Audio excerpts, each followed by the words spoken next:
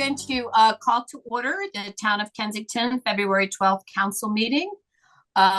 We had the agenda together when we were going to be meeting in person, so we're going to go the Pledge of Allegiance since we have no flag. Next item on the agenda is the moment of silence. So if anyone has anyone or anything that they would like to lift up, I would like to lift up the Sowers family. A good friend of mine passed away earlier this week, and so I will be lifting them up. Is there anything else? I'd like to lift up all the families who are affected by the recent cuts to the in the federal government, and people who have lost their jobs and potentially livelihoods. Okay, thank you. Anyone else? Okay, if we could just bow our head for a moment.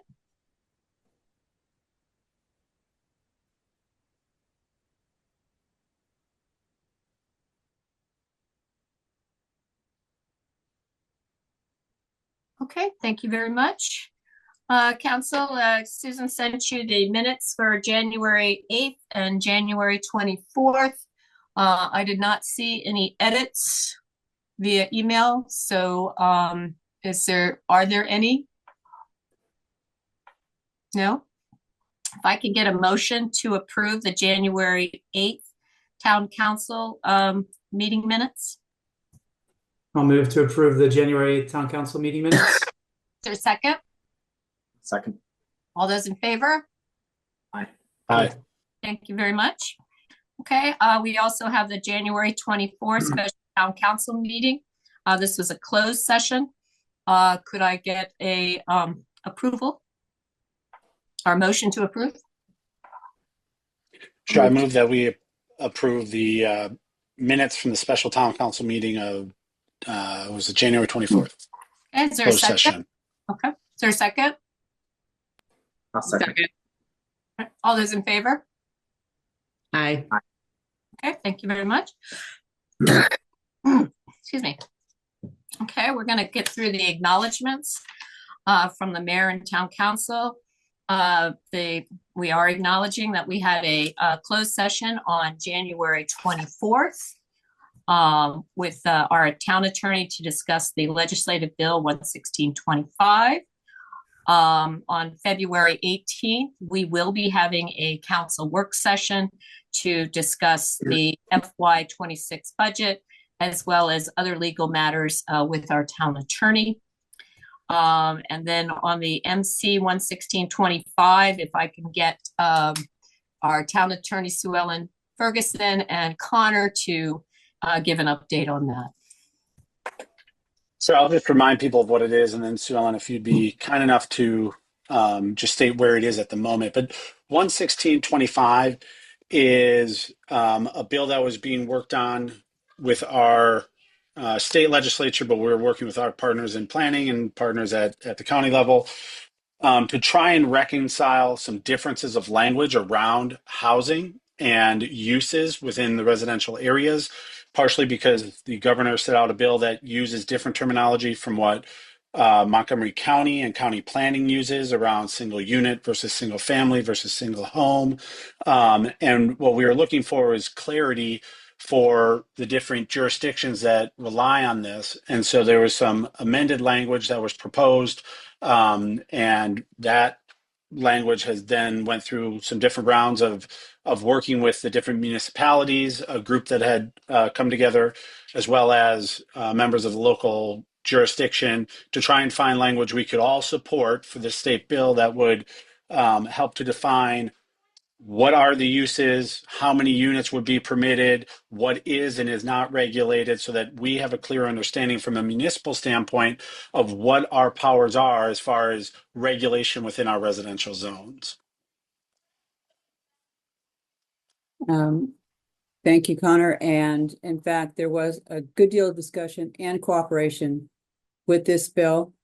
And it clarifies now that residential units with 4 or fewer units in them are subject to the additional zoning requirements that municipalities are allowed to place, such things such as setbacks lot coverage, that will continue into the future, and there's no ambiguity about it now.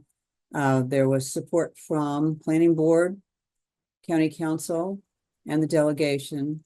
And so it was voted out of the delegation is going to the House Environmental and Transportation Committee, and will be cross-filed in the Senate.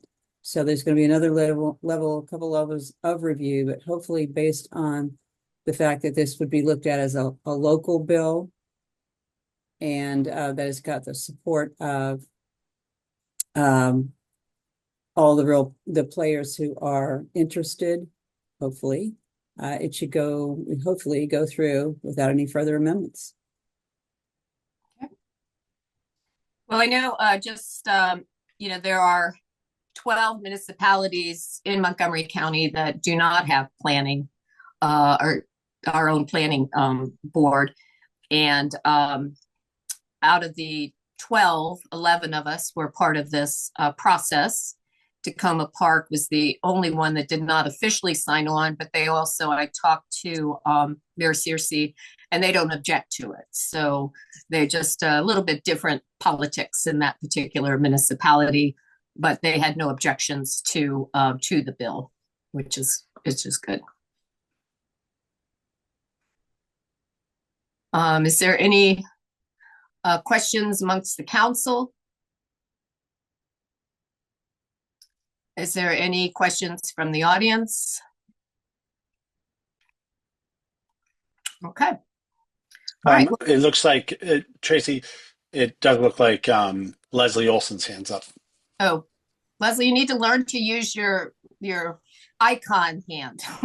I don't know where the hand is here. So, so recently they've come out with Now Housing. Does that have any effect on what you all were just talking about, or is that not really, not directly, no. And we'll talk about that on the number 3, or excuse me, D. Right, but so I'll clarify real quick, Leslie. What it really does is when Thrive came out, and then the Attainable Housing Strategy came out, which came out as just through a report. There was never any legislative language, ZTA language, but it did introduce the idea that what we know as the single family zones, the R60, which is predominantly what the town of Kensington is, you can build one house on one lot. And that's just the way that the zoning and zoning uses have always been. But attainable housing brought forth the idea that maybe we could permit duplexes, triplexes, and quadruplexes in the same R60 zones. From our standpoint as a municipality, while this is not yet permitted, we always ask the question, well, wait a second. Regardless of how many units of housing are within the structure, don't we, the municipality, still retain the ability to regulate where the building is located, what the setbacks are, what the height is, what the fences are, walls, hedges, all the same ways that we regulate single family homes. And it had to go through all this partnership with our, both state delegation and the county, but everybody kind of realized, like, yeah, we understand how this is, we've confused a lot of things. So this bill helps to clarify that in the future, should there be essentially a building is a building is a building, or a structure is a structure is a structure, regardless of its one unit, what we call single family housing, or a duplex or a triplex or a quadplex, anything from 1 to 4 units of housing, we would still have the right to regulate. We can enforce our setbacks, which are in our code. We can, work on the lot placement. We can enforce what kind of fences go where on the property line. Your question about now housing kind of bleeds into the next moment. I mean, Trace, I can just roll right into now housing if you want. Wait, that's fine. Well, I mean, it's on the agenda. So what now housing is it is a ZTA. It is a proposed zoning text amendment, 25-02, for workforce housing, where if there are specific lots along the transit corridors that they might be open to higher density housing. right? You can do, um, you know, duplexes, triplexes, quadplexes. You could even do moderate density housing in those areas. But a couple of facts that have come out is that those areas, and for us, this is primarily Connecticut Avenue. In fact, I'm going to show my screen. I've got so many windows open. I hope I do it right. Here we go. So share, I'm going to share this one. This is the map that just came out. Can you all see it? Mm-hmm. Okay. Now We I can got to see your find that. scale as well if you want to get rid of that. Well, I got so many screens open, Tracy. It is bananas. All right. This is what happens when I'm not at my office. So here is the map for ZTA 25-02. As you can see, we're talking, Baptist Church. We're talking 1, 2, 3, 4, 5 lots. There's one more lot right here that's within the town. So it's 6 different lots that have been identified that are along Connecticut Avenue that see additional density, but that density and that development would go through the optional method, which means it goes before the planning board. There would be a public review process. It would afford us as a town to provide input and whatever, if we want to take up a resolution, we could do so. So they're not, Leslie, to your point, they're not exactly aligned, but this is all coming about because we have a new general plan, and then the planning board's recommendations, in order to enact anything, have to be done through ZTAs. And ZTA 2502, which is being referred to as Housing Now, this is the first that we're seeing. Okay. Thank you.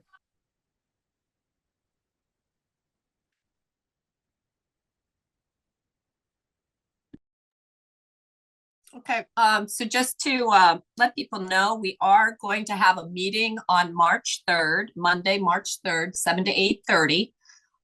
Council member President Kate Stewart will be there, as well as Andrew Friedson and Natalie Fanny Gonzalez, who have introduced the legislation. They are the co-sponsors, and so it will also be on Zoom. So I've sent the flyer promoting the event to the county council to approve, and then we will put it out to advertise the event. So hopefully it will be a town hall. So if you want more information on this, you'll be able to come to it live, or come to it on Zoom, or watch it later on the MMC's YouTube channel. Okay, to learn more about it. Any questions about number C or D? Well, I'm not seeing any hands, so we will move on. This is just mostly an announcement.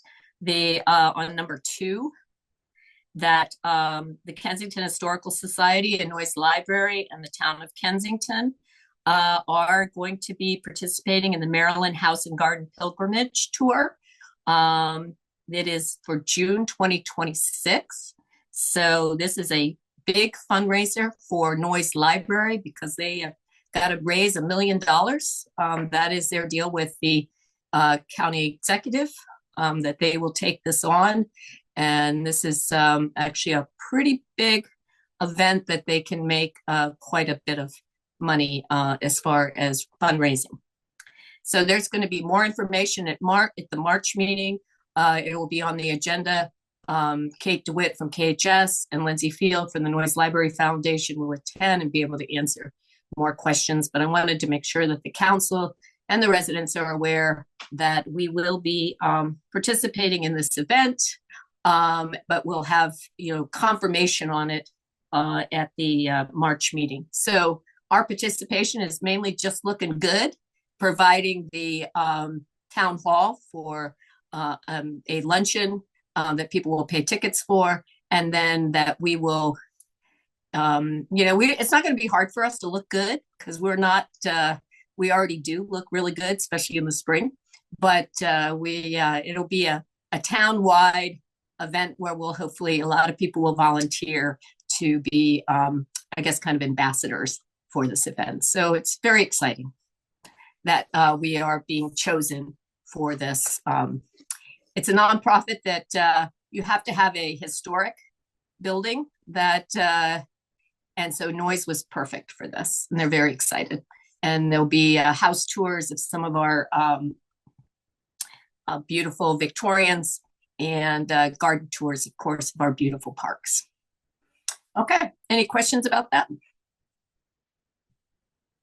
Okay, all right, so we will move on. I know we have the hearing, and so I don't know if we can, if the council has long, do you think we can get through the council reports in the next 10 minutes? Okay, let's keep going, and then we will, Matt, I'll put you after the hearing. So let's get the council reports first. Okay, so let's start with Nate. Can you start? Sure. Thank you, Tracy. Very quick. I have 3 very quick updates. So first is that Connor and I and some of the Sustainable Kensington team that's working on the food waste program are going to record a public service announcement next week to get that out with Maryland Municipal Cable. Just wanted to flag that so you can all tune in when it comes out. We'll definitely blast that out to the community so that we can make sure that everyone knows what to do with their when the food waste collection program comes curbside in about a month. It starts. Matt can give us the exact date maybe when he gives his updates, or maybe you know it, Tracy. Of what? Oh, no, we don't have a confirmation yet on when we're going to get the containers. Is that right, Alex? Yes, I reached out to the vendor last week and they're supposed to get back to me about when they'll arrive. We're Okay. hoping beginning of March, though. But we'll be getting some Ann and I have been working with Sustainable Kensington and some of the subcommittees to get some work on materials for getting the word out and making sure that the communication and outreach starts off on a good foot. The second update was just around. Can I just ask a question? Since I know this video will go viral and we'll get lots of hits on it, you guys be very, very careful to make sure people know that this is within this particular town of Kensington, not outside. Yes, So, Connor and I will make sure. I think we're going to even have a map that shows it. I want to make sure, because when it goes into Kensington, New Hampshire, I want to make sure they know that it's not there. Yeah, we'll save the calls that are going to flood your phones, yeah. Alex and Matt. Okay. Great. Also, just to say that we held Matt, Alex, and I were in a SHA, Maryland State Highway Administration quarterly meeting a couple weeks ago with a lot of good updates, but no real tangible progress. Some results from studies that they're doing that we had requested are going to be coming in over the next couple months, and I can give a more thorough briefing at the March or April meeting, and Matt and I can do that. But just wanted to flag that. And then last but not least, I don't think anyone on the council besides Ann knows this, but we've again been approached by the Green Bank, the county Green Bank, Montgomery County Green Bank, excuse me, to consider how we could partner on some work around resilience. They are interested in helping to co-finance some work around our stormwater planning, needs assessments, flood risk mitigation, and also in terms of how to finance some of the solutions that we might want to come up with. So I just wanted to flag that for the rest of the council, that similar to the energy efficiency grants that they supported us with, where they paid, I think it was like 90 or 95% of the grant. We had to chip in a little bit. We're exploring whether we should do that on the resilience side to make sure that we are ready to resist and buttress against the impacts of climate change that we're already feeling. Okay. Just want to give a heads up. Great. Thank you. Thanks. Connor? Just two, I think everybody's been kind of watching, but I think all of the EV stations now are finally back to being operational. Unless Alex, you're going to, okay, good. I saw the ones at the train and been keeping my eye on the ones at the town hall. So I'm glad to see those got fixed rather quickly. And my only other one, parking task force met on January 30th. and had a discussion with representatives from Montgomery County Park and Planning's Parking Division. This was all on parking management strategies, best practices, lessons learned, and even partnership capability when it comes to time for us to investigate consultants and drafting scopes of work.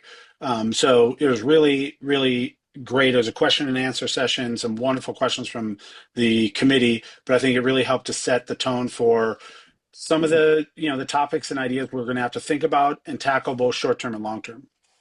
Okay, great. Does anybody in the audience have any questions regarding Nate or Connor's reports? I was just going to ask that they've changed the charging stations out, and are you saying the new ones went down, or? No, I just want to make sure they agreed to change them out, and then it was happening seemingly in phases. So it looked like the train station happened rapidly, and then the town hall, I don't know if they had the wrong pieces or what, but I think every one of them has now been successfully changed over. Okay. Do we need a different app then? Yes. I don't recall which app, but they've departed the Shell Recharge network. Okay. Mm-hmm. All right. Thank you. That's all. Okay. David, I see your hand up. Yeah, thank you. Do you have any data on the usage of the EV charging stations? Are they being used, and how much are they being used? We don't get direct reporting. Matt, you can jump in, but as far as I know, we don't get direct reporting that because it's all Pepco, right? As much as we are facilitating these stations being there, the stations are still Pepco's to manage, Pepco's to provide the energy, and then Pepco's to maintain. There may be that we can request specific data from each of the machines. Part of the problem was some of them went offline rather quickly. It sounds like we may have gotten the tail end of the last old models that they were using. They've now swapped them out. But anecdotally, as I go by the train station, I see 2 of the 4 units used, pretty much every time I pass. And same with town hall when there are events going on. I'd say, they're turning over as we hope they would, but they're used quite frequently. Thank you. Yeah. Al, I see you have your hand up. Yeah, thank you, Mayor Tracy. Yeah, I just wanted to answer David's question. So Pepco does file a report with the Maryland Public Service Commission that has usage statistics on all of their chargers that they own, including the ones in Kensington. So if you want to read through a big PDF, you can find all the information you want. Okay, thank you. All right, if there are no more questions, we'll go on to Anne. Thank you.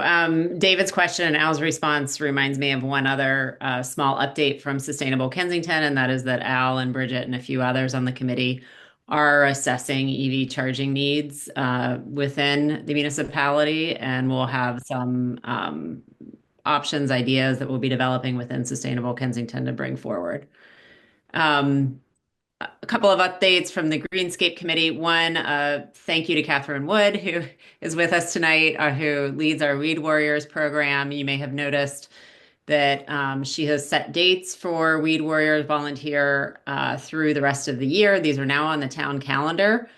So we encourage residents to join this really awesome volunteer brigade to keep the Silver Creek watershed improving. And then secondly, just want to share that we are continuing to look at how we could refresh the design at Ernest Memorial Park, and Alex is helping us meet with a garden landscape designer there in the coming weeks. So hopefully we'll be developing some ideas to bring forward. And I think that's all I have. Okay, great. Thank you. Darren? Yeah, it just disappeared from my screen. The only thing I was going to mention was the MML meeting coming up with the county executive. But can you help me out and tell me? Yeah, it's the 20th, Thursday, the 20th, and Okay. it's at 6:30 at the county executive office. All right, thank you. Yeah, so I believe I sent out an email to the council, and you did respond that you are not able to go. Nate or Connor, are you able to join or? While I like this meeting every year, there's a chance I might not be able to go. I'm trying to rearrange some things so I can make it. Okay, I would hope that if I'm not there, someone will hold his feet to the fire on the Summit Avenue extension though and ask a question about it. okay. Yeah, I have a little bit of an update on that as soon as we're Okay. done with But this. you know Okay. what? Nate, challenge accepted. Okay, there you go. All right, you're going to be there? Yeah, I was looking at our calendar, but yes, I've got some internal logistics that, like everybody, we just got to juggle a few things, but I'm sure Casey and I can make it work. Okay, and Darren, are you coming? I'm planning to, yeah. Okay, this is our annual meeting with the county executive with the Maryland, the Montgomery chapter of the Maryland Municipal League. So it's our opportunity to talk to our county executive, and I do plan to be there. Just on an update on the Summit Avenue extension, I got a call from Cecily, who is the chief of staff for Kate Stewart, on February 6th at 4 o'clock, and I was testifying at 7 o'clock that evening. So I did make it. I did testify and about keeping the Summit Avenue extension on the CIP, and I think it went very well, but we'll see. I've been in touch with Evan Glass, who is the chair of the Environmental Transportation Committee. And it is, he's hoping they can keep it in there. So more to come. Hopefully I'll be able to attend the meeting, and they'll have a meeting in March where they will discuss it. And I plan to be there whenever it is to give the evil eye. So, all right. Does anybody in the audience have any questions regarding Darren, myself, and Ann Lichters? Thanks. Okay, I'm not seeing any hands. I do want to thank our public works crew for again doing a fantastic job with last night's snow. They were out and about late last night getting the roads clear. So by the time you got up in the morning, you had no excuse not to be able to get to work, except that when you left the town, you may not have been able to get much further. But we have a great crew. And I'm so very happy that they do such a great job. So when you see one of them, please be sure to thank them. Okay. Or if you see resolution RO-05 coming up, yes, please support it. Please support it. Yes. So we are short a truck. We will get to that resolution about buying a new pickup truck after our hearing. But yeah. They're getting quite expensive. So anyway, okay. So let me find my agenda and let us move on. Okay, so we are going to go past the town manager and staff and go right into the hearing. Because we're on Zoom, I'll need you to raise your hand. We will. It may be hard for us to know who went first, but we will get every hand that is raised. We will certainly call on you. I need a full name and just your street, not your house number, just your street. And I don't think it's a problem, but what is it usually? 2 minutes, Matt? 3 minutes, typically? We typically don't limit in a public hearing, but as you notice, please just raise your hand since there's no sign up sheet and turn your camera on for the public record. So. Okay, great. All right, so we will go ahead and start with the hearing for ordinance number 0-01-2025. The public hearing for the mayor and council of the town of Kensington authorizing the sale of certain real estate located at 3420 Pliers Mill Road, Kensington, Maryland, that is no longer needed for a public purpose. I do know that people were not happy about the public purpose, but that is a legal term which our town attorney would be happy to address why we have to say that. So if we can get hands, we'll get started.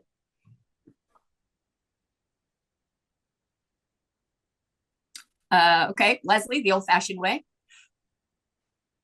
And you're on mute. Okay, I'm Leslie Olson, Whately Street. So we've lived here since about 89, and that park has always been a part of the community, whether or not it's full of people or not. It is still a wonderful buffer and part of the pleasantness of our area. We border commercial activity on one end, and on the other end, right to Pliers Mill, we have that nice park. So it's a nice balance. Losing that takes a big chunk out of open space for our part of the of Kensington. And I've written several times, spoken before. I don't know what else I can say. I'm disappointed that a park would be even considered as a way to generate money. And I've raised my concerns before. The only thing I can hope is that a majority of people feel the same way. And I guess that's all I have to say, unless anybody has any specific questions. Okay, thank you very much. Is there other hands? Brett M. Oh, it's Beth. Beth. Sorry, and it's so tiny for me. Beth. Yeah, Beth Meyer on Wheatley Street. And a couple of days ago, I met a guy with a dog named Daisy at Joseph's Park, and Biscuit and Daisy played together. I don't understand why. I'm fine at are investing on Ernst Park, but it seems I don't understand why we're investing on Ernst Park on Connecticut Avenue, and yet we can't invest in Joseph's Park. It seems to be a done deal. I have no idea why we can't. We spend so much money on Flynn Park, and just buy a swing, buy a bench, do a butterfly garden, a pollinator garden. Oh, well, that's the same thing, a native garden. You saw the letter from Zachary Carmichael, where his 3-year-old is hugging the tree. That's so sad. I mean, people care about this park. It's a green space, and we're not going to get it back. You can get the money another way. And I completely don't understand this. It's got old, beautiful trees, and people use it. And if we're investing in so many different other parks and other places, I see no reason why we can't spend a couple $100 on this park that people use, even when there's been zero investment. I just don't get it. Okay, thank you very much. Alicia? Sure. Am I off mute now? Yep. Great. I second Leslie Olson's comments. I second Beth Meyer's comments. I keep reading and hearing that public feedback is welcome, but despite feedback overwhelmingly against the sale of Joseph's Park, the town plans to proceed with selling the park. I'm very interested in the town attorney's definition of public purpose. I wholeheartedly disagree with the mayor and town council's decision that Joseph's Park is no longer needed for public purpose. That decision is contradictory to all of the discussions by town residents. I have offered repeatedly, and the offer still stands, to contribute monetarily to activation of Joseph's Park. I use the vile air quotes because you have heard about people using the park. We play with our dogs. We go and enjoy the trees. I didn't go for the last week or so because I was recovering from COVID. But we went just before COVID. We continue to go. So as I mentioned in December, everyone who tells you they go, we are not liars. When we say we go, we go. And unless you have somebody sitting in that park 24/7 to determine that nobody goes, I can't buy that nobody goes. It's just false. It's the same way, and I mentioned this in December, I don't see people in the Memorial Park. It's harder to get to, but it's a really important park for the veterans. And I would never say nobody goes, so get rid of the park. People go to Joseph's Park. We enjoy it. It is green space. Again, I'm happy to contribute monetarily. I offer to buy a bench. No, we don't want a bench. Is there something else that you would like? A statue by Jason, those are beautiful. Happy to fund that. Money, if money is your problem with activating the park, again, once again, I'm happy to fund. I have a lot of questions about numbers, and I'll put those in the chat about numbers of residents and numbers who spoke and for and against and numbers who wrote and for and against. I'm still interested in the number of alternative sources of funding for the Town of Kensington initiatives that have been explored. Congressmember Ann Lichter asked for this in December 18th. She asked Just to for have this. clarification, Alicia, she's a council member, not a congresswoman. Just Suddenly became a lot more Oh, powerful. she should. Well, okay. Council members, sorry, that came out wrong out of my mouth. So thank you, Mayor Tracy, Sure. for the correction. Yeah. As always, if I say anything that's incorrect, please let me know, because that is never my intention. So I did see the 2-page write-up about why the town supports the sale of Joseph's Park, but I have not seen anything about alternative financing options. So when you have those, if you could point me to them, that would be great.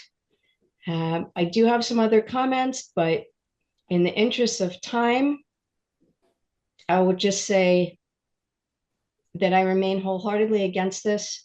Oh, and I would like to know, this is my last question, because we keep hearing that we can give feedback, and we keep giving feedback, and it keeps getting ignored. What legal recourse do citizens in the town of Kensington have to fight the sale of Joseph's Park? And that I'd like an answer to now. Okay.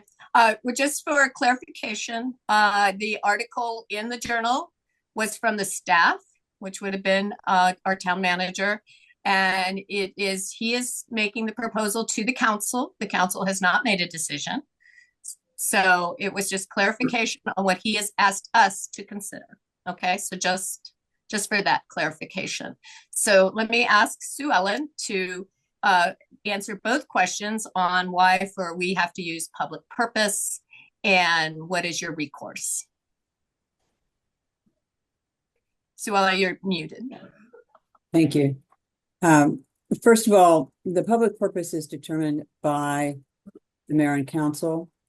There are many public purposes that are available to a government, and every government has to choose which of those it will follow, because it depends on what the needs are.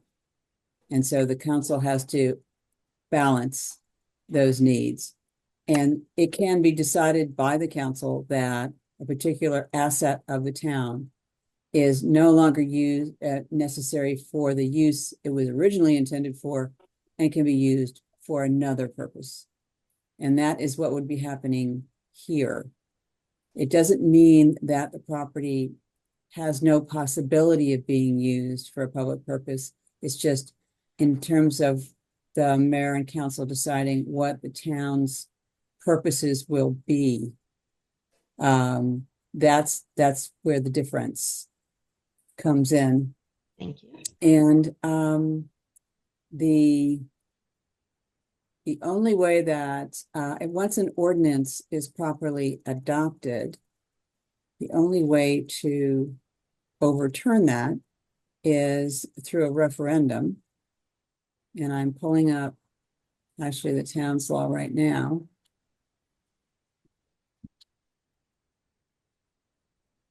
Because I don't have it off the top of my head whether you have that for ordinances. You do have it for charter amendments because that's a state requirement.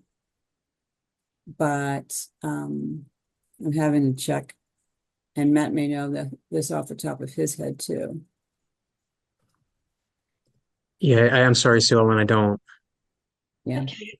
I'd I'm be pulling really this up. interested. I'd be really, really interested in that because all through this, since 2 years ago, we've heard, give us feedback. We're interested in your feedback. Give us feedback. You will have an opportunity to be involved in this decision. And all along the way, we've given feedback. And now it seems that, and nowhere along the way were we told, by the way, if you don't want this resolution, this is what you do. By the way, if you don't want this ordinance introduced, this is what you do. So I'm very interested in the current legal recourse that citizens of Town of Kensington have. And I do encourage you to look up what that is so that we can get an official answer. And I don't know the best way for you to distribute that information, but sooner would be better than later because we've been patient, we've been giving input, and it's just being ignored. Okay, Well, well, I is it do have 411 the answer. I do have the answer. Okay. Great, thank you. I just don't like to say it off the top of my head, and I can't recite it in full. There has to be a referendum is available after adoption of an ordinance. The section in the charter that references this is section 411. And there are requirements to do it both as to time and the number of qualified voters that would have to sign a petition to take it to referendum. So that would be on your website, on the town's website in the charter. Thank you. I'm not going to ask why none of this was told to us beforehand, that it's too late once an ordinance is introduced, because that's where we stand today. The ordinance has been introduced. So now we learn how to act based on that. Thank you very much, Sue Ellen, for giving that information. It's really much appreciated. And we should clarify probably, I mean, you can read the section 411. It's within 28 days after passage of the ordinance. And we're not even going to take up the ordinance until next month anyway. So it's at least 2 months. It's the passing. It's not the introduction, it's the passing. Oh, right. Thank you so very much for that clarification. That is wonderful and so much appreciated. Thank you so very much. Matt, was the part of the package, I know we got them, but I think they are, I'm trying to go through the entire package here. Did that include all the people that have given their input? It has not, because we were still receiving public comments up until almost 6 o'clock this evening. We can certainly make those available prior to the March 12th meeting. Okay. Just for the record, we've received 14 public comments. 2 of them were not town residents. We also received a letter from the Kensington Historical Society, and we also included Leslie Olson's letter to Kensington today, even though it was not addressed to the mayor and council. And how many of those have been in favor of the sale and how many have been against the sale? I will defer to the mayor and council on those numbers. I believe of the emails, they have all been in favor of selling. And quite a few of those people are on Wheatley as well as Oberon. They are on the north side. And then the Kensington Historical Society talked about the green space, how important it was. But if we did decide to sell the property, that they like the idea of purchasing 2 additional green spaces on the north side. Leslie's was on the Kensington, so you probably saw that one. So I guess of the letters and of the ones we have received, only Leslie's was absolutely against it. Okay, that's really good to know. And is the public comment period still open until March 7th? Yes, it would be open till that Friday before March 12th. That's wonderful. And will we be receiving the information about exploration of alternative sources of funding before March 7th? Or before? We will be discussing that regarding at our work session, and then we can put out something at that time. Much appreciated. Thank you very much. You're welcome. Beth, did you want to add something? Oh, you're on mute. Oh. No, now you're on mute again. Okay. I know that Zach Carmichael wrote a long, very thoughtful email to you recently, and that was against selling it. Zach does not live in the town, and while this is a public meeting, we don't necessarily weigh people that live outside of the town. He does not pay taxes, and he doesn't vote. So that, people that give opinions outside the town are treated a little less than the people that live inside the town that do pay taxes and do vote. Okay, but it does make the town look good. Green spaces do make the town look good. And I know we're not objecting to that, obviously, because, part of this sale would include purchasing 2 additional green spaces. So why purchase 2 additional when you've got a green space? That's what I completely don't understand. Part of it is for stormwater management opportunities for the town. Anne, you had something you wanted to say? Yeah, it's really just a question or clarification. I know that we're in the public comment period, and that's why you're referencing, or Matt and others that gave the tally are referencing what's been received within the last few weeks during this open period. But there were other meetings where this was on the agenda, and there were public comments both against and for. So I assume those are still considered as part of the record, even if they're not within the hearing period. Well, and that's why I believe Mr. Carmichael's letter was included, as well as an additional one from the townhouses that are not in the town.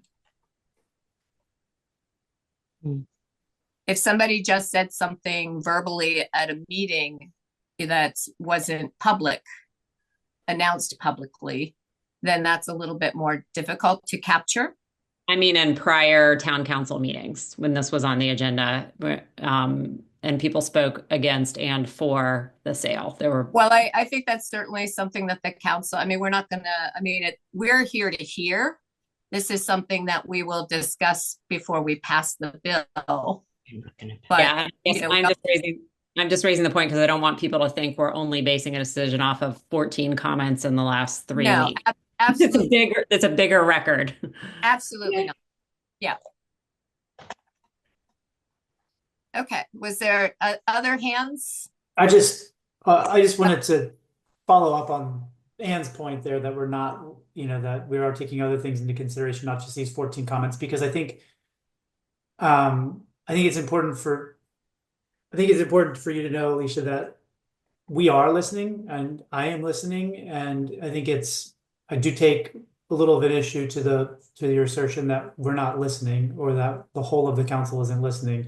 There's been a lot of dialogue on this on both sides, and I think I want to leave you with the confidence that you are being listened to. That's what this is for, and I can guarantee you that the dialogue makes an impact on me. So people are listening to you. People are listening to the people who are supportive of it too. We are hearing the public dialogue. Thank you so much for that reassurance. It's very much. Just to echo Nate's comment, I'm the one that when we first took up this issue, recently took up the issue, I just wanted one hearing. I wanted to introduce an ordinance and then have a public hearing like we're required to, and have that be the record. And others on the council wanted additional public hearings to make sure we heard from people, to make sure we gave people the opportunity to weigh in, and that's what we've done. And so, I just echo Nate's view that we do listen. Speaking individually, I will say I don't count heads or hands. I don't look and see how many for and against we've got. I feel like in this role, I'm asked to use my judgment, and that judgment isn't counting heads. It's looking at the arguments for and against, And if I have bad judgment, well, there's an election in June, and I don't mean to be flippant about that, but that's what we do. I'm sorry, can you repeat? Were you asking me, were you saying that I did something that I shouldn't have done, or were you explaining what you do?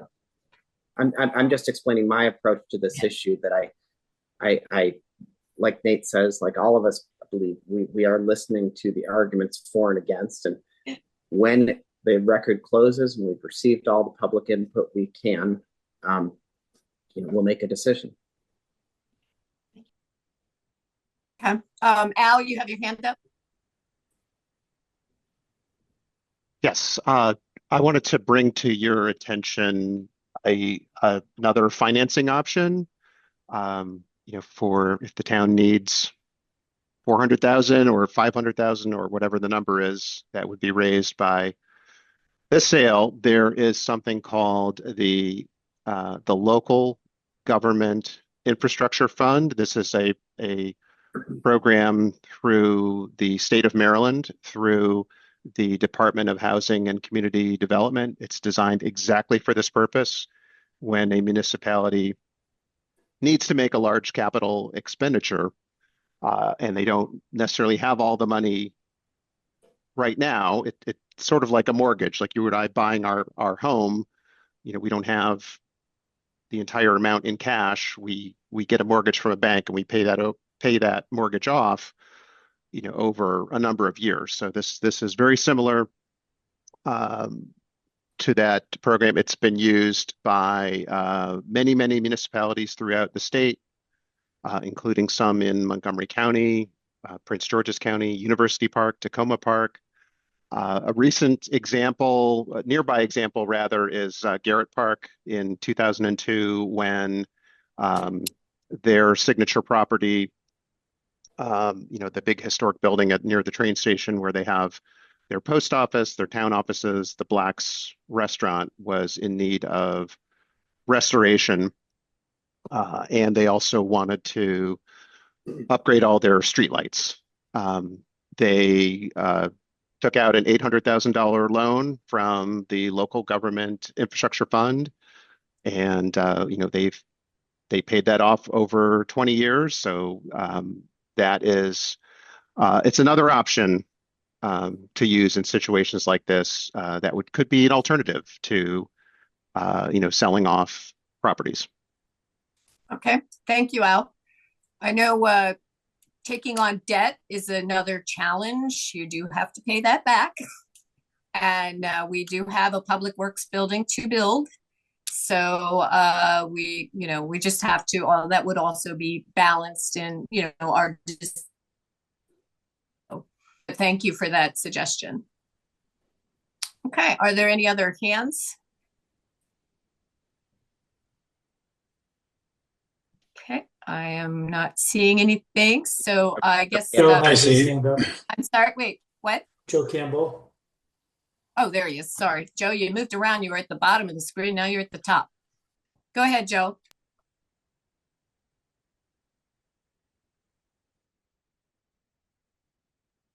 Joe, are you there? Did Joe freeze or did I freeze?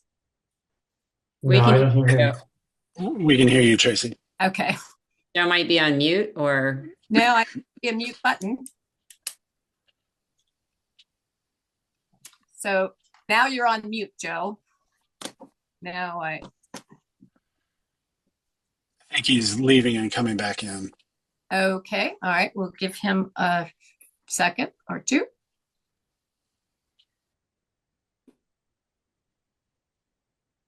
Jody, do you want to go ahead? You're still on mute. Yeah. I just came in because I was on the Juneteenth Zoom. I assume you're talking about selling of St. Joseph's Park. I've already written a letter to the mayor and the town council in my support of selling the land. I think they're planning and they're looking for where our greatest needs are as a town, and I trust in them in that this land that is not being used and can be sold to build a house is the right thing to do. And so I just want to say that I support the selling of it. Okay, thank you, Jody. Can I ask a question? Sure. Okay. How big could that house be without needing variances? Like with meeting all of the setbacks from the roads and the adjacent properties? Do we know how large a footprint that house could have? It's not going to be as big as you think. Matt, do you have any idea on a 7,500 square foot with 2 fronts? Yeah, so it would be a smaller house. It is a corner lot, so it has 2 front planes. So the front plane setbacks are 25 feet each. There's 1 side yard, which has a 10-foot side yard setback and a rear setback of 20 feet. So the building envelope is quite small compared to a standard R60 zone house. There's no guarantee that trees would be removed for the house, which is something that we'd like to clarify from prior comments at council meetings. We can certainly put a building envelope out prior to the next meeting that shows what the size of the house could be built. And again, that's just the footprint. It could be 2 levels up to 35 feet in height. Does that answer your question, Alicia? It does. I'm just wondering about, we keep talking about somebody buying it to build a house, and the footprint does seem rather small. So I'm just like what you said, it would be a small house. So I'm very interested to see that footprint, because I don't know who would be interested to buy it to put up a small house, but I'm sure somebody might. Okay. So, anyway, thank you. Thank you. Joe, did you want to try again? Thank you. How's that? I can hear you. I was wondering, Mayor, Can you put could your you screen on just for the record, the public record, or? could you no, just briefly, could you characterize a little more fully the Kensington Historical Society's letter? I've not seen that, and this is the first I've heard about it. And were they mostly for or against the sale? The proposed I would sale? say it was neither. Catherine is on the, and is Kate still on? Kate, do you want to address the Kensington Historical Society's letter? I don't want to. Kate, are you there? Kate DeWitt on your iPad? I think we should get Joe a copy of the letter rather than Yeah, trying we to can characterize. send it to you. Yeah, that'd be fine. I was just wondering. I think it's an important element to include in the public record. However, Well, it is part of the public record. I thought those letters had gone out. It's, it was hard for me to see. As Matt said, we were still collecting them, and we'll continue to collect them through the till the March 6th. Is that correct? Okay, that's great. That's fine. Yeah, so we'll get them out. The substantive point I'd like to make very briefly is that I think this is a very unwelcome precedent that's proposed here with the sale of that parkland. I just don't think this is a really great move for the town of Kensington to do this, and it would open up the potential down the road for the sale of other parklands for whatever reasons, if those lands are no longer needed for town purpose. And I just really am very wary about this precedent to sell off parkland. Okay, Thank you, Mayor Furman. Thank you for your comments. Okay. All right. I'm not seeing any other hands. Looking all over the screen. Beth, one more time. Go ahead. Yeah. Can you hear me? Yes. Yeah, I just thought it was interesting. I wanted to comment, that Kensington Neighbors had an article about the long history of Joseph's Park, and, it's historic. So I just think it would be somewhat embarrassing to publish a second article in Kensington Neighbors saying, historic park, green space, sold. So I just wanted to comment. That just seems kind of odd to me. Okay, thank you very much. And just for clarity, Joseph Park is more than just, that plat is more than just the Joseph Park. You actually live also in that plat. And everyone on the north side pretty much is on that plat. So let's be fair here. It's not just that piece of land. So, And Mayor Furman, may I also add that I'd like to clarify for the record that Joseph Park is not in the historic district. It is not historic property. yes. But it is historic. So is your land. The land is historic. So it is part of a plat. My land's probably, I'm on the west side. It's probably got some, I mean, it was owned by somebody who had some history. So I think that's a good point on your part, but let's look at it at the larger as far as the plat is not just Joseph Park. It includes St. Paul Park as well. Okay, anybody else?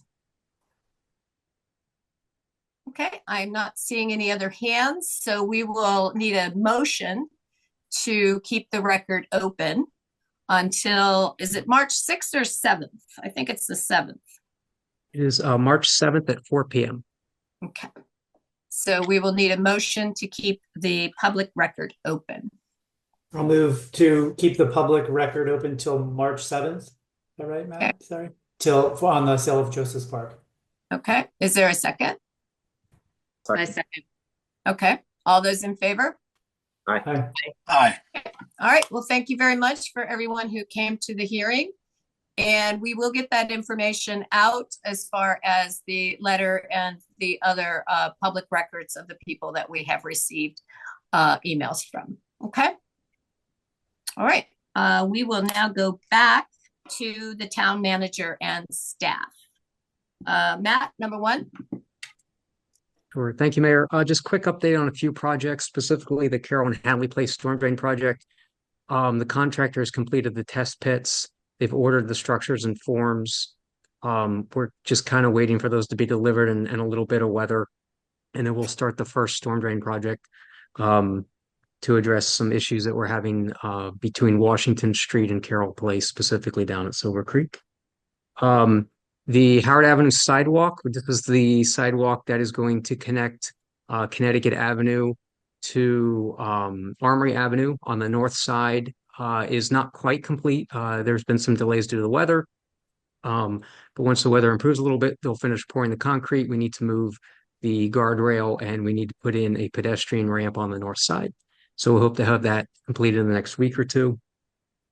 And then just want to announce that the FY26, that's 2025, 2026 fiscal year operating budget will be introduced at the Wednesday, March 12th town council meeting. Does anybody have any questions with the town manager's report? Jody, you're on mute. And Matt, a crosswalk is going in there? Yeah, so there'll be a crosswalk that will connect what would be the southwest corner of the intersection there to Where the the clock northwest corner shop from the clock shop. Yeah. We just need to do the ramp on the north side, and then they'll put in a crosswalk at that location. We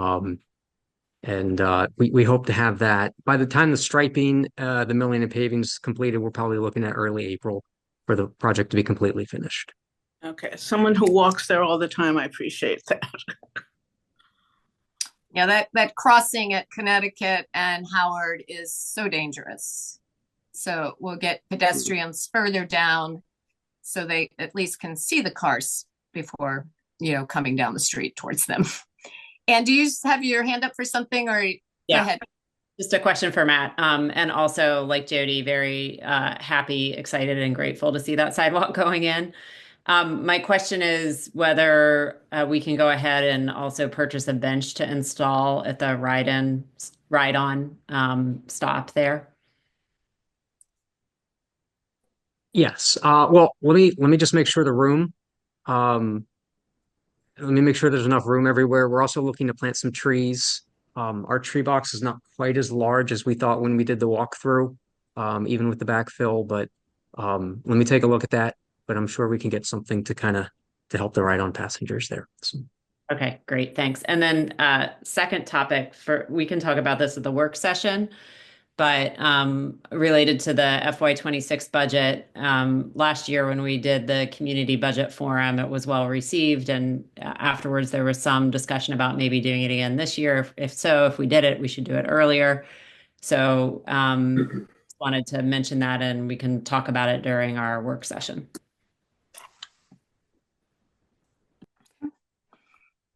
All right. Anybody else have any questions about the town manager report? Leslie? You're not on mute. Go ahead. So just as you're doing the crosswalk at Howard Avenue, Connecticut on the Safeway side, are there any plans to do the same over on Howard Avenue, Connecticut Avenue at the gas station side? This is not Howard Avenue that belongs to the state. This is the Armory Avenue and Howard. Oh, okay. Yeah, they're the terrible We're blind talking spot about the on both Connecticut sides. Avenue, huh? I said they're both sides are terrible blind spots for both the pedestrian and the cars. And I know this is something that Nate has brought up with State Highway, and we haven't really gotten anywhere with them yet. Leslie, are you talking about on the north side of Howard Avenue on West Howard, where right across from the gas station? Where you When you come off the bridge.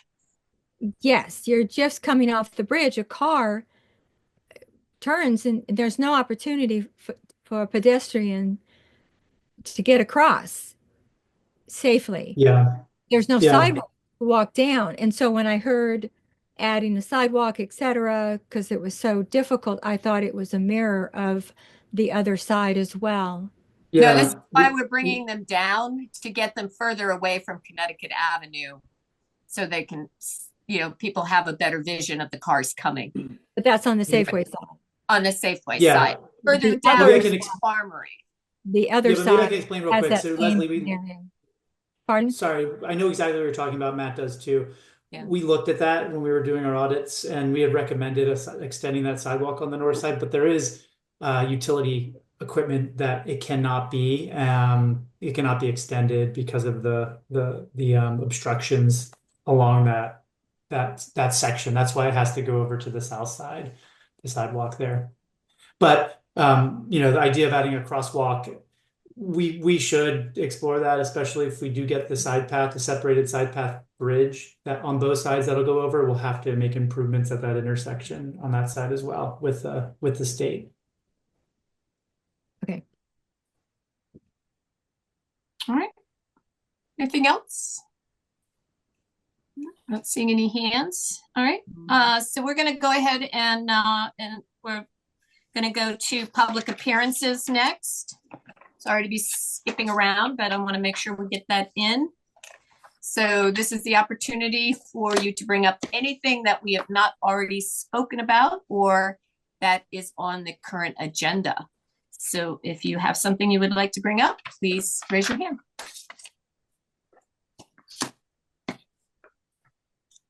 Leslie? All right. So Leslie Olson, Wheatley Street. I just want to wear a yellow glove. I'll do a yellow glove next. Maybe Okay, I have a yellow magic marker. Does this work? Yeah, that's helpful. Thank you. So I'll bring up about the problem that we have with the commercial properties not doing snow removal. And I happened to find out that Pepco's on Facebook or something. I made a comment and they responded. I don't really go on their site, so it was a couple weeks and I just saw it. And they wanted to know what the addresses were. And then I noticed that so many of our commercial properties don't have addresses. The Pepco Vault doesn't. The lot immediately behind it does it. The old Mulherron property does. But that's may or may not be a town issue with regarding to the addresses and making them visible to emergency vehicles or fire trucks or something like that. But it kind of is a concern if something were to happen and it would be difficult for a passerby to call it in, and it could affect the residential area. So that's kind of an aside from the fact that the original comment I was going to make is they just don't clean their sidewalks. And they did this time just around the vault, but not the two lots that they own behind on St. Paul. Yeah, my guess is the contractor did not realize that those two lots belong to Pepco as well. That would be my guess. That could be. Usually they don't clean any of it, so it was good that they got this. Yeah. Well, I know our Like code today. enforcement officer, I believe you had, is it 24 or 48 hours after snowfall, Matt? 24 once the snowstorm ends. Okay. So I know she has been going around, she has to wait for the 24 hours and then she can start going around. Sometimes it's hard to find, the right person, the owner to, I know the Quality Builders, which is on Connecticut Avenue there at the split. Kaiser Permanente does it, Car Wash Coffee does it, but then they don't do it. So that's, but she does go around and there's the fine is what about, do we need to raise that fine? Do you know what the fine is, Matt? It's $65 for residential, and I think it's 140 for commercial, or somewhere right around there. Okay.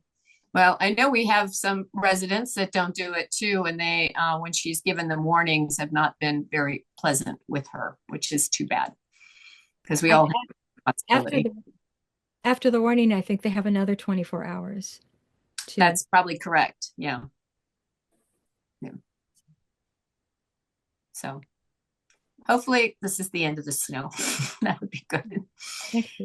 Yeah. Thank you, Leslie. Joe? Yeah, thank you. I was wondering if Councilmember Crimmins could tell us where he found that transit corridor map that he showed early in the meeting today. Where online can it be found? Just very briefly.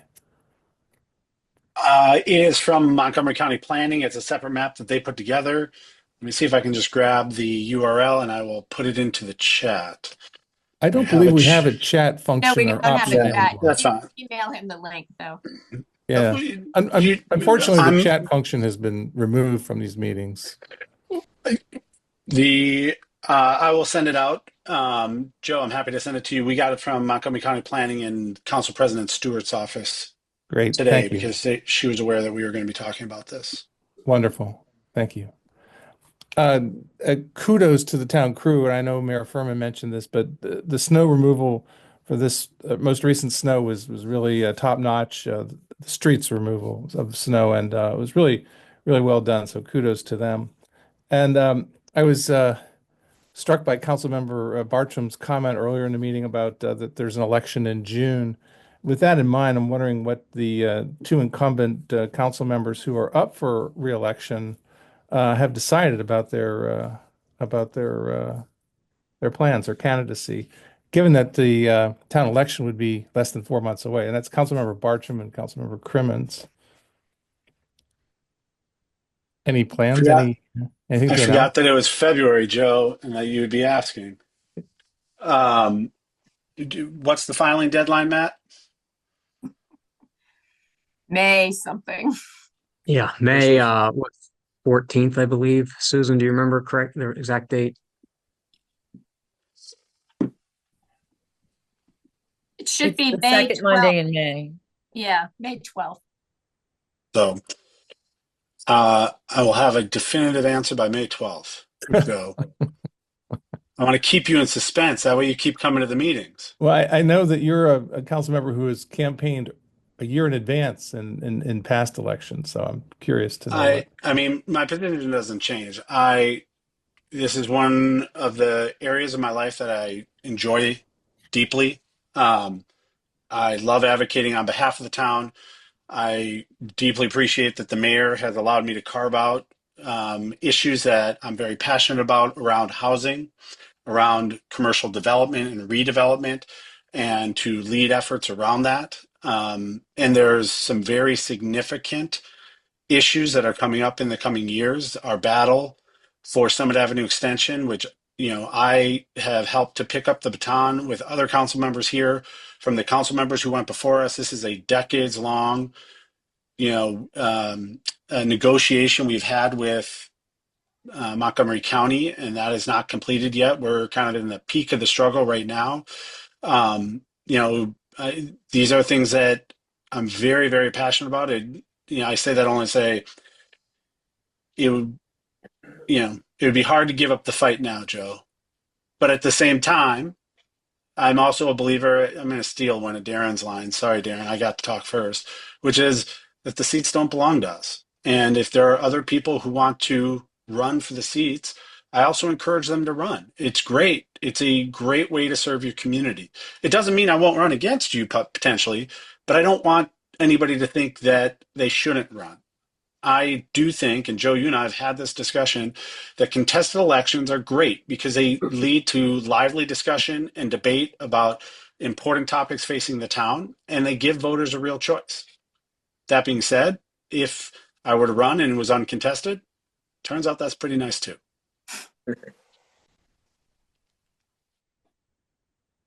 That sounded like a campaign speech to me, Connor.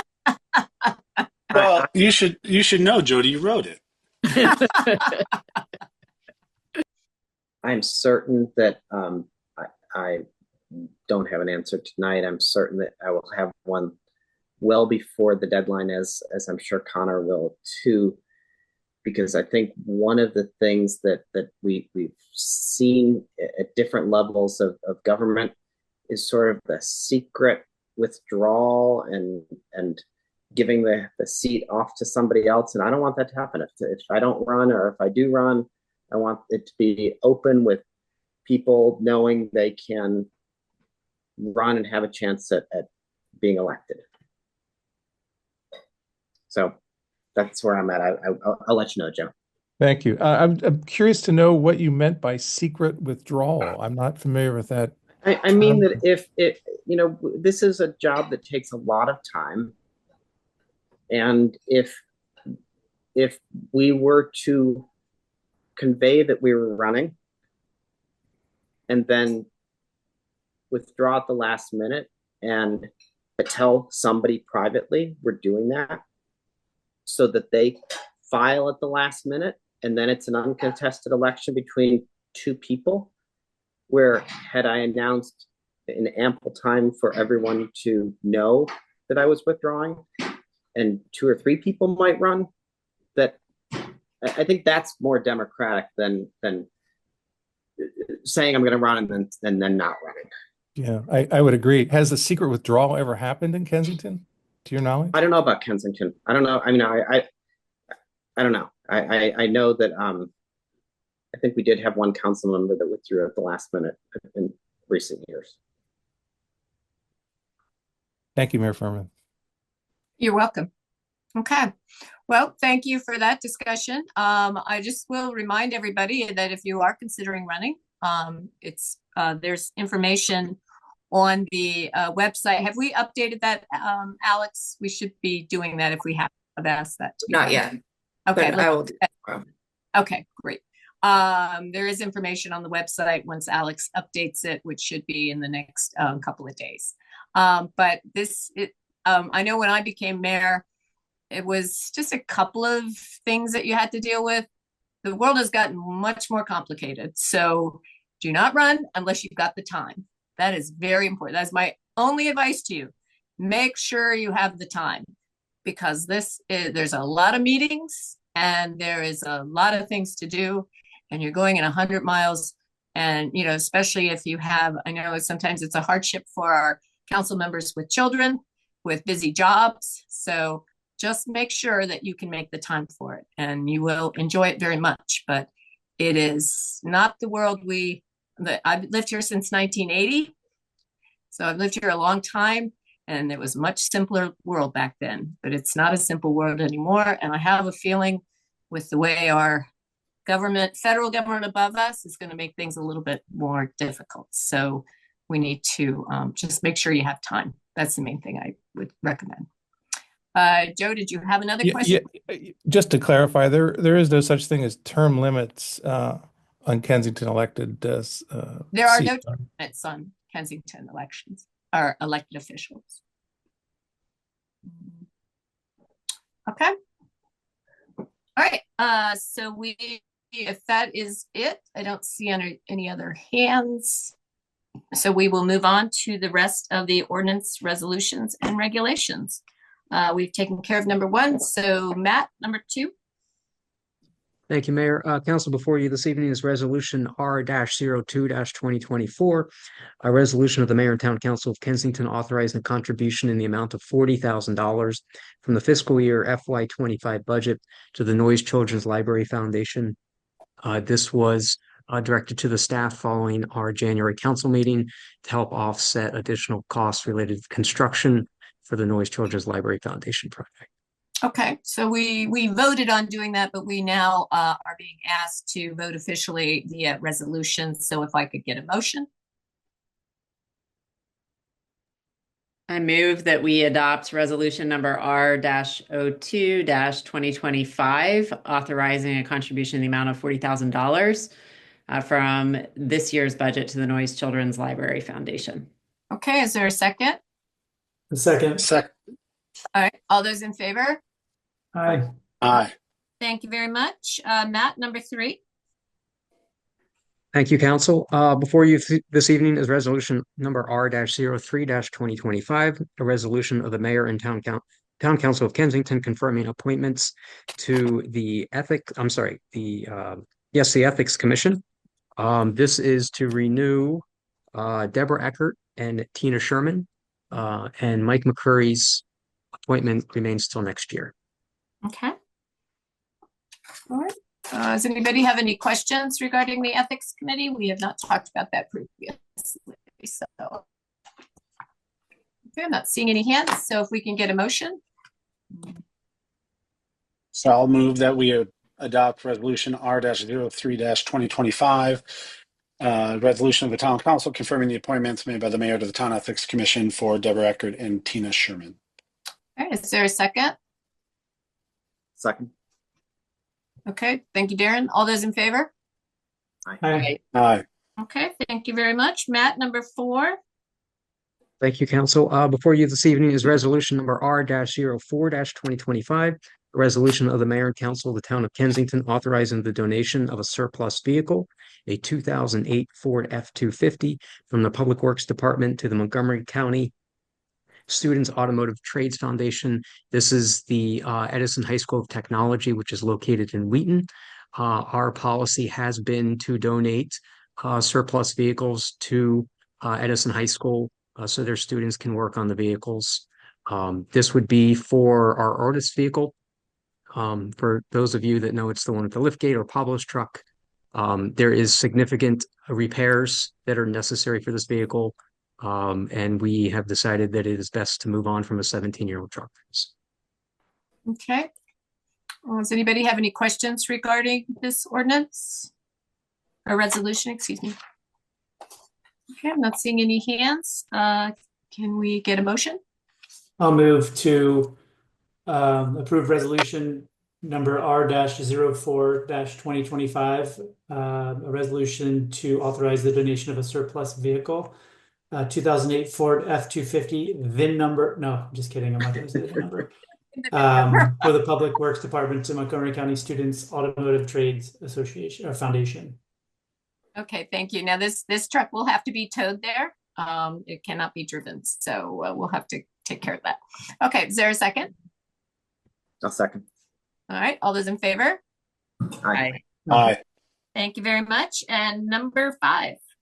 Thank you, Mayor. And this is not the first truck we've towed to the Edison High School, and they are always appreciative of any vehicle we tow or drive there. So, resolution number R-05-2025 is a resolution of the Mayor and Council of the Town of Kensington authorizing the purchase of a new 2025 Ford F-350 for the Public Works Department for a bid contract with Baltimore County, which was awarded to Apple Ford LLC in the amount of $60,819.30. Okay. Any questions? Joe? Yes. What does that mean that it was awarded per a bid contract awarded by Baltimore County. I mean, is this another case of piggybacking on another municipality's bid process? Correct. Yes. So Baltimore County put out a bid to the commercial Ford dealers in the state of Maryland. Apple Ford provided the price, and we are piggybacking on that bid contract. Do you know how many bids were received by Baltimore? I do not know. I do not know. There were two bids. There was a state of Maryland bid, and there was a Baltimore County bid. The state of Maryland bid expired. My understanding was that state of Maryland was not going to renew their bid contract and that they were going to stop buying vehicles. So the Baltimore County bid was our best option. So was it the only bid essentially?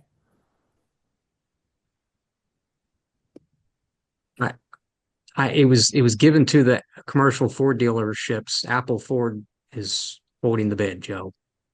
I mean, it wouldn't matter what dealership we went to, they would give us the same price. Okay. Council, any questions? All right, if we can get a motion.